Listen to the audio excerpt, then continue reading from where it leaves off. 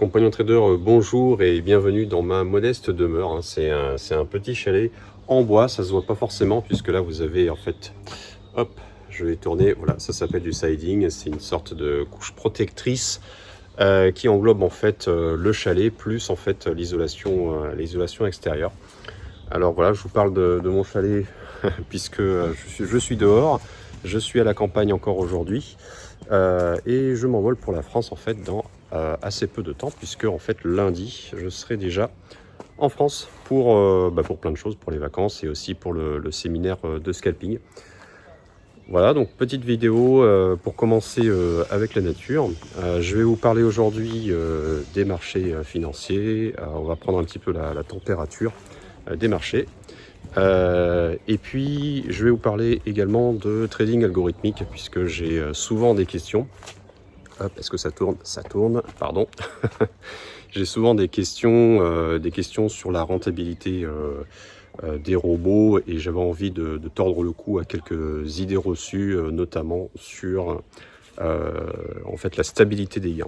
La stabilité des gains en trading, ça n'existe pas. Vous ne pouvez pas prétendre à faire du rendement toujours, à cranter, à chaque fois faire un rendement de un pas sans jamais revenir en arrière, c'est pas possible. Et donc je vais vous montrer en fait quelques petits exemples de robots comme ça, comment ça marche. Et très souvent en fait en trading, ce que j'expliquais à ma communauté, à mes utilisateurs, vous faites un grand pas de 3-4 et puis vous reculez de 1 ou 2 pas, etc. Bonjour le chat, là-bas, qui chasse. Voilà, donc en fait, c'est parti pour la vidéo de la semaine. Voilà, de nouveau à mon bureau, donc eh bien c'est parti pour une petite analyse du marché. On va commencer par l'analyse de contexte de marché, ensuite l'analyse des graphiques, des 5 actifs que nous analysons chaque semaine, et puis un petit sujet en plus sur justement la vision, la lecture en fait d'un algorithme de trading, comment mesurer finalement les performances en quelques minutes. Alors on a eu un marché un petit peu en dents de scie cette semaine. Le contexte était le suivant, en fait, création d'emplois aux États-Unis, donc au-dessus des attentes. Donc on a en fait une économie qui semble bien marcher dans une des premières puissances mondiales. Et ça, en fait, ça va donner un signal très certainement à la Fed pour poursuivre sa politique monétaire vers un petit peu plus d'austérité, c'est-à-dire pour remonter ses taux. Donc, moi, je m'attends personnellement en fait à un ajustement du marché par rapport à ça. On voit que l'économie va bien. On va parler de l'inflation juste après. Et donc, très certainement, en fait, le marché va essayer de pricer ce comportement-là des politiques monétaires. Donc, a priori, ça se traduit par quoi? Eh bien, par, à mon avis, des hésitations de marché, hein. C'est ce qu'on a vu cette semaine. On a eu de très belles hausses, mais aussi, en fait, de très jolies baisses. Donc, c'est le marché qui essaye de se reconstruire par rapport aux nouvelles données. Au niveau des rendements obligataires, eh bien, c'est un petit peu le contraire du marché action, c'est-à-dire que les taux sont remontés, donc ça va donner effectivement du carburant à la Fed pour monter également ces taux, le taux directeur. Donc cela traduit en quelque sorte eh bien, que le marché en fait prépare le terrain par rapport à une hausse de plus en plus certaine. Au niveau du pétrole, eh bien on le voit hein, sur un graphique en 15 minutes que le pétrole est sorti par le haut de cette zone de compression et on est sur des plus hauts locaux. On n'est pas encore sur les records, mais pas très loin. Et donc finalement, ça vient de quoi? Ça vient tout simplement d'une part de manque de réserves, hein, de par les produits producteurs. Ils disent que ils n'ont pas suffisamment, les États-Unis en l'occurrence, de réserves. Même si l'OPEP a décidé de monter la production, eh bien, il y a toujours cette peur d'être un petit peu limite sur les réserves dans tous les pays consommateurs et producteurs. Et également, en fait, vous avez la production russe qui recule. Et donc, ça fait monter, flamber les prix du pétrole. Et on a vu donc la journée de vendredi, le pétrole qui a terminé, clôturé en hausse. Je rappellerai également cette magnifique citation de Charles Gave qui a montré en fait une corrélation absolue entre la croissance d'un État et sa consommation d'énergie. Et donc pour conclure que l'économie c'est de l'énergie transformée. Le terreau de la croissance aujourd'hui c'est les hydrocarbures hein, pour mettre dans sa voiture, pour le plastique et pour plein de choses. Voilà, donc c'est pour ça qu'il faut toujours faire attention par rapport aux news macroéconomiques. De se dire est-ce qu'on est vraiment dans l'œil du cyclone, on en est sorti, ou on n'a pas encore peut-être atteint, du coup attention. Enfin, l'inflation, la semaine prochaine, nous avons donc la BCE et la Fed qui vont publier les résultats de l'inflation au titre du mois de mai. Et donc ça va être une information intéressante, j'ai oublié un petit S, pour voir en fait si, pareil, encore une fois, est-ce que la crise est derrière nous ou est-ce qu'on a atteint des plus hauts inflationnistes. Donc voilà un petit peu pour le contexte de marché. Donc c'est un contexte encore, j'ai pas parlé de la crise en Ukraine parce que c'est toujours la même chose. On n'a pas d'évolution à part un sixième paquet de sanctions économiques. Mais je dirais qu'il n'y a pas d'amélioration de la situation et j'ai l'impression qu'effectivement les marchés ont pricé cela. Si la situation s'améliore, évidemment, ça va booster les marchés. Si au contraire on a une dégradation, une escalade de la situation en Ukraine, évidemment, ça pourrait alors raviver les craintes, la peur sur les marchés financiers et donc on peut encore corriger. Donc voilà un petit peu pour le contexte de marché global pour la semaine prochaine, enfin pour cette semaine, et donc tout ça sont des éléments à intégrer pour son trading de la semaine prochaine. Et je vous propose de passer sur les graphiques. Donc on va commencer comme d'habitude avec le Dow Jones. Et on commence donc par faire un point par rapport aux hypothèses que nous avions notées sur le graphique. Alors, moi ici sur le Dow Jones, après cette belle montée, je suis pas Madame Irma, comme je le dis très souvent. En fait ici, on est venu tout simplement se poser sur la ligne de support. C'était mon deuxième scénario. Le premier scénario, c'était une hausse continue, puisqu'effectivement on voit que les marchés avaient bien monté. Donc là, en fait, on a eu le scénario de la correction, petit rebond et de nouveau une correction. Donc pour la semaine prochaine, en fait, moi je vois plutôt ici une petite stagnation pour l'heure. En fait, il y a quand même des craintes, comme on voit quand on lit la presse, on a quand même ce sentiment-là que la peur prédomine. Et donc je verrai plutôt le prix dans cette zone-là pour les quelques jours à venir. Donc ça, je vais la supprimer et plutôt la décaler. Ce serait plutôt en fait, donc ici, une consolidation dans cette zone-là pour éventuellement rebondir si tout va bien. On va passer au DAX. Le DAX a fait exactement ce que je pensais, en fait une correction dès mardi, c'est ça, donc lundi, mardi, voilà, dès mardi en fait il a corrigé, il a terminé sa course, il a corrigé mardi et il est revenu sur ce niveau-là des 14 500. Donc on peut déjà tracer la prochaine étape, hein, puisque si tout se passe bien, on continuera effectivement vers les 15 000 s'il y a une bonne nouvelle, même si on n'est qu'à 500 points. 500 points, c'est vraiment, vous voyez, 1 à 2 journées de travail du DAX. Sinon, effectivement, ça pourrait être une correction un petit peu plus majeure pour revenir, à mon avis, sur ce niveau-là. Sur un mouvement moyen terme, on est sur une croissance des 15 000 hein, de nouveau, mais par contre, sur du court terme, je vois plus le prix corriger encore un tout petit peu avant de rebondir plus sereinement. Si on passe à présent sur le CAC 40, qu'est-ce qu'il nous dit? Donc effectivement, j'étais assez frileux au niveau de mon hypothèse. J'avais annoncé qu'il allait stagner. Et légèrement en hausse. Donc on voit en fait, on a travaillé beaucoup cette zone-là. Hein. Ça c'est une zone ultra importante. Donc c'est pour ça que je l'avais mis je l'avais bien encadré en bleu. On a également travaillé le support en dessous. Voilà. Et là, pour moi, maintenant, la zone de travail, la nouvelle zone, ce serait, donc je vais cette fois-ci transporter cette petite bulle entre ces deux supports. Je pense que ça serait logique qu'on vienne de nouveau travailler un petit peu plus bas. Donc revenir ici et éventuellement peut-être rebondir. Je vais refaire une flèche. Rebondir sur ce niveau.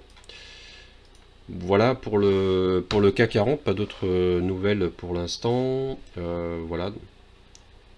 On va passer à l'actif suivant, ça va être le Nasdaq.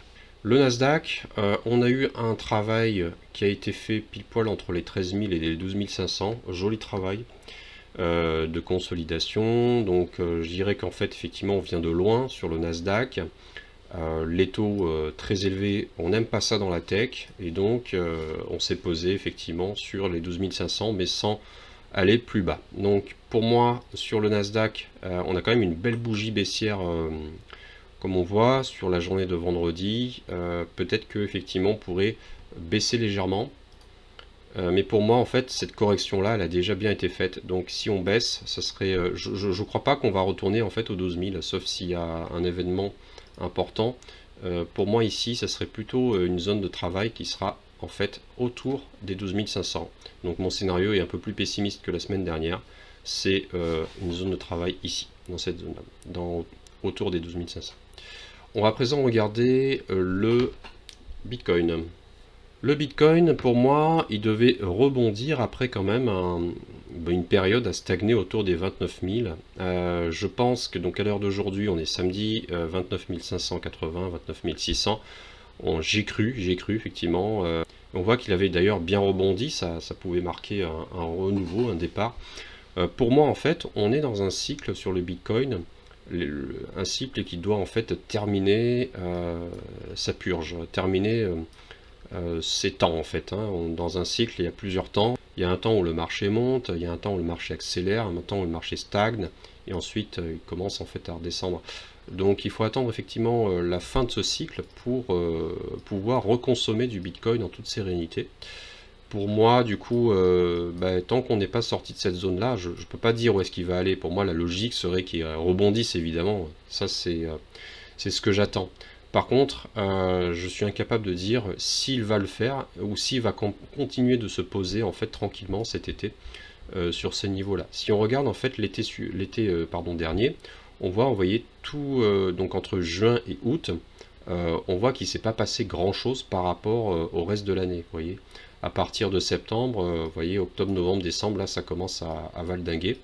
Mais sinon, c'est pas très, là pareil, août, c'est pas très dynamique. Donc, le Bitcoin, c'est un actif quand même qui est investi massivement par beaucoup d'investisseurs particuliers. Donc, possiblement, il va rien se passer cet été. Donc, moi, je pense qu'on devrait rester dans une zone qui est autour de entre 29 et 32 000. Ça permettrait de sauver le Bitcoin d'un plongeon s'il restait à ces niveaux-là suffisamment longtemps.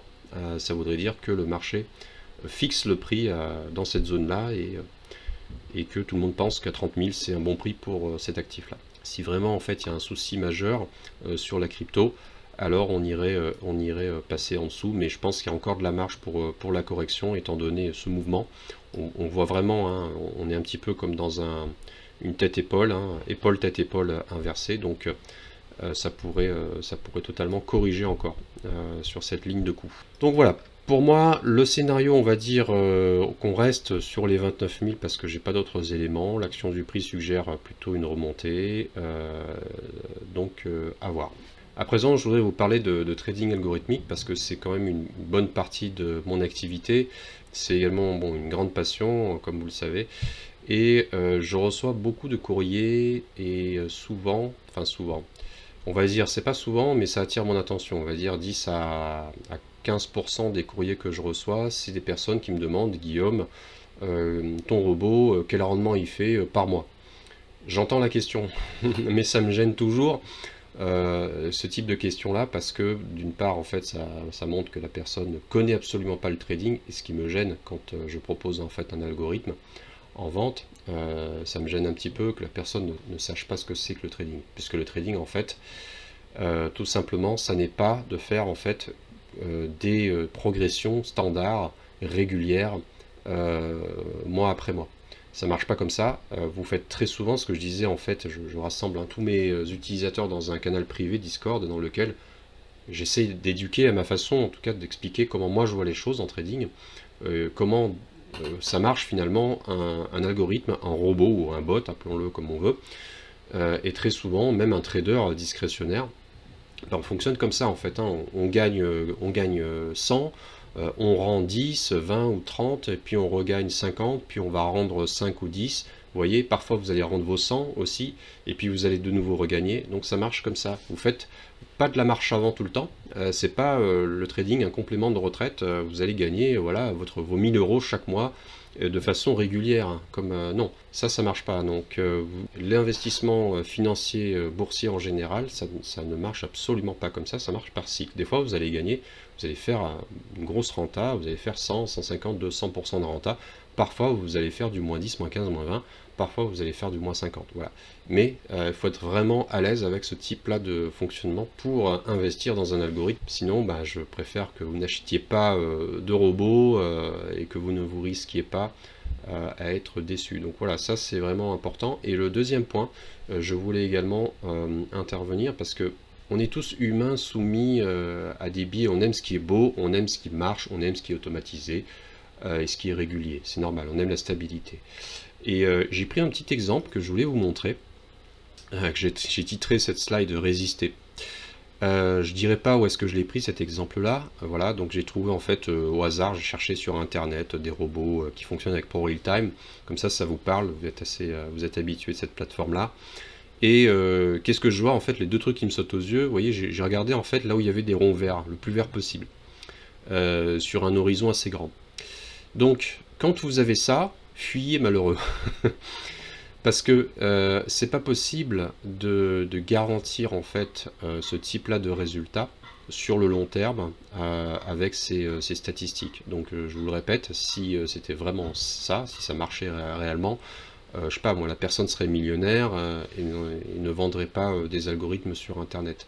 Les algorithmes marchent, par contre, il faut être patient. Les résultats se mesurent à l'année en général. Enfin moi je fais toujours en fait un premier bilan au trimestre. Ça m'aide beaucoup. J'aime bien avoir des trimestres qui sont verts quand même. Et ensuite un deuxième bilan à l'année. Si à l'année ça me rapporte pas, bon, je vais changer quelque chose dans l'algorithme. Si trimestre ça rapporte pas, je vais vérifier la performance par rapport au trimestre du passé. Est-ce que j'étais vraiment en dessous de la performance ou j'étais dans un... Vous voyez, en fait, on va mesurer en fait en écart-type. Est-ce que c'était un trimestre exceptionnel? Est-ce qu'il y a eu un événement exceptionnel ou pas? Une crise, un crack, etc. Donc ça, on regarde. Mais là, vous voyez, bon, clairement, vous avez... ça c'est quelque chose comme ça doit mettre la puce à l'oreille. Un ratio gain-perte, donc ça, c'est le total des gains divisé par le total des pertes, d'accord? Donc ça vous fait 9,27. Et ici, vous avez le pourcentage de trades gagnants, donc quasiment 100%. D'accord? C'est la stratégie incroyable. 100% des trades réussissent, c'est super. Et donc vous avez une magnifique courbe, une magnifique equity. Sur 500 trades, je ne sais pas si vous imaginez, 10 trades perdants. Donc c'est vraiment le robot en or. Bah, regardez déjà, en fait, je vais vous donner 2-3 trucs. Vous avez premièrement donc la moyenne du temps dans le marché qui est de 19% pour un robot qui va trader en 3 minutes. Déjà c'est un peu bizarre. S'il trade en 3 minutes, bon, soit c'est un robot scalper, mais bon, à la limite, pas de souci s'il prend et qu'il dure ses positions 20-30 minutes. Mais là en fait vous avez quand même, vous avez une moyenne qui est assez élevée. Même s'il prend des positions tous les jours, c'est des positions qui durent. Bon, ok. Mais disons que premier critère, ça c'est suspect, le temps dans le marché. Et si on regarde effectivement les statistiques un petit peu plus poussées, eh bien, on peut lire sur cette feuille-là. Je ne sais pas si ça se verra bien la vidéo, je pourrais mettre en pause éventuellement et lire. Moi, ça, ces statistiques, je les lis assez rapidement. Alors, regardons ensemble les éléments qui sont en fait finalement importants. Donc, vous avez le ratio gain-perte, c'est celui qu'on a vu, de 9,27. Vous avez donc, les longs gagnent, les courts gagnent. Long, c'est les positions à l'achat, court, les positions à la vente. Tout de suite après, vous pouvez regarder la moyenne des trades gagnants et la moyenne des trades perdants. Ça, c'est super important. Et là, vous voyez quelque chose qui est bizarre, c'est que vous avez les trades, donc c'est ça, les trades perdants qui sont 5 fois plus élevés. La moyenne, hein, c'est une moyenne. La moyenne des trades perdants est 5 fois supérieure à la moyenne des trades gagnants. Donc ça veut dire que quand vous avez des trades perdants, parce que en fait vous ne savez pas ce qui va se passer demain sur les marchés, et si par exemple vous avez 3, 4, 5 trades perdants consécutivement, bah, il va vous falloir 5 fois plus d'efforts pour chaque trade pour rattraper en fait ces pertes. Donc ça c'est quand même en termes de risque quelque chose qui m'alerte. La conséquence de ça, c'est le risk-reward ratio. En fait, c'est le ratio risque-récompense. Bah, c'est tout simplement la moyenne des trades gagnants divisé par la moyenne des trades perdants. Je parle de la moyenne, c'est pas en quantité, mais en gain, en gain et en perte. Donc la moyenne des trades gagnants donc, versus perdants, donc c'est 18 divisé par 91, donc on est sur un ratio qui est inférieur à 1, et donc on est même très inférieur à 1, vous voyez, donc les trades short sont de 0,15, ici 0,28, 0,21, donc ça vous devez les identifier tout de suite, parce que ça permet de voir que quand il y a un trade perdant, alors des fois ils vous les mettront pas, c'est-à-dire qu'on peut tricher avec les equity, on peut faire des... en fait, ça sera l'objet d'une vidéo prochainement, je pense que c'est une excellente idée, je vous ferai une stratégie à base de moyenne mobile. le truc il perdra jamais, d'accord? Je ne mettrai pas de stop loss, il perdra absolument jamais. Et donc comme ça, vous n'aurez pas de risque reward ratio, vous ne pourrez pas critiquer la stratégie. Bref, donc ici vous avez en fait un risque reward ratio qui est très très faible. Et normalement, ce risque reward ratio doit être supérieur à 1, d'accord? Donc la moyenne des trades gagnants doit être toujours supérieure à la moyenne des trades perdants. Sauf si vraiment vous avez un money management qui est blindé, mais voilà, donc a priori ça doit être supérieur. Également quelque chose qui attire mon attention, c'est l'exposition maximum au risque. Ici c'est une stratégie pour vous donner en fait un ordre d'idée. 100% c'est un levier de 1, donc là vous avez l'exposition moyenne au risque et là vous avez l'exposition maximum. Donc un levier de 1, d'accord, mettons si je trade le DAX qui est à 14 000 euros, voilà, pour arrondir, j'ai 14 000 euros sur le compte, j'achète un contrat sur le DAX, mon levier c'est 1, là c'est clair. Donc ici le levier, donc si mon levier c'est 1, si ma stratégie trade exactement ce que j'ai en capital, alors l'exposition moyenne au risque pour chacune de mes positions sera 100%, d'accord. Donc 100% de mes capitales est investi dans la stratégie. Là, vous voyez que votre exposition moyenne au risque, c'est pas 100%, c'est 1000%. D'accord? Donc vous avez en fait un levier de 10. Bon, ça ne me choque pas plus que ça, le levier de 10, entre 6 et 10, on peut totalement s'en satisfaire. Mais par contre, vous avez quand même une exposition maximum au risque de 7000%. Donc là, ça fait quand même 70 fois le... Ça fait un levier de 70. Donc sachant que IG vous refusera ces petits plats de position, ou finance à hauteur d'un levier de 20 maximum. Donc 70, ça ne passera pas.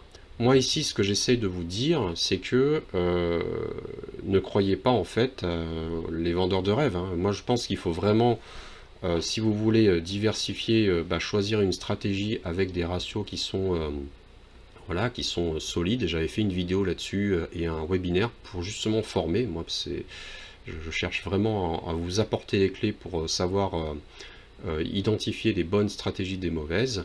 Et d'ailleurs, même plus que ça, moi j'essaye à chaque fois de vous amener en fait à être critique, mais plus que de vous amener à être critique, j'essaye aussi de vous amener à coder vous-même vos stratégies, hein. C'est-à-dire, je vous propose déjà des cours pro real-time dans lesquels en fait j'explique comment développer des indicateurs, comment backtester des stratégies.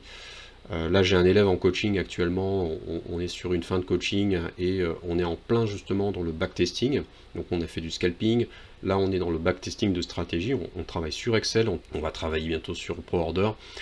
Et c'est ultra important justement pour vérifier que vos stratégies fonctionnent, qu'elles fonctionnent bien. Donc si c'est quelque chose qui vous intéresse, n'hésitez pas à regarder le cours que je propose ou bien à vous former par vous-même. C'est également possible, surtout pour les personnes qui ont déjà une expérience en fait en programmation de par leurs études ou leur métier. Ah oui, j'oublie un dernier point, en fait, le mieux que vous pourriez demander quand vous êtes en face de ce type-là de stratégie, c'est de vous montrer l'exécution sur un compte réel, surtout en ce moment où vous avez en fait un marché entre, vous voyez, janvier et mars qui a baissé. Et donc les personnes qui vendent ces stratégies-là, normalement elles n'étaient pas en face d'un marché, surtout sur des petites unités de temps comme ça, 3 minutes, elles n'étaient pas sur des bas de marché, à part mars 2020 qui était relativement court. Donc n'hésitez pas à demander en fait les résultats en fait de la stratégie en réel. Donc ça vous permettra de juger effectivement de sa robustesse et vous aurez certainement pas ce type de courbe, ça sera à mon avis beaucoup plus en dents de scie. Je passe à présent au coin des nouvelles. Donc je vous ai parlé des indicateurs et des screeners. N'hésitez pas à nous rejoindre sur Discord également. Je partage tout plein de choses, pas que moi d'ailleurs. Tous les intervenants partagent leurs analyses marché, partagent leur avis sur les stratégies. Je partage également les résultats de mon robot, qui a d'ailleurs fait encore un joli gain la semaine dernière. Enfin cette semaine, on n'a pas encore terminé la semaine. Donc n'hésitez pas à nous rejoindre, vous trouverez le lien juste en commentaire de cette vidéo dans la description et à vous inscrire également à la newsletter que j'enverrai peut-être la semaine prochaine. Je vous souhaite de passer un excellent week-end et je vous dis à bientôt. Ciao.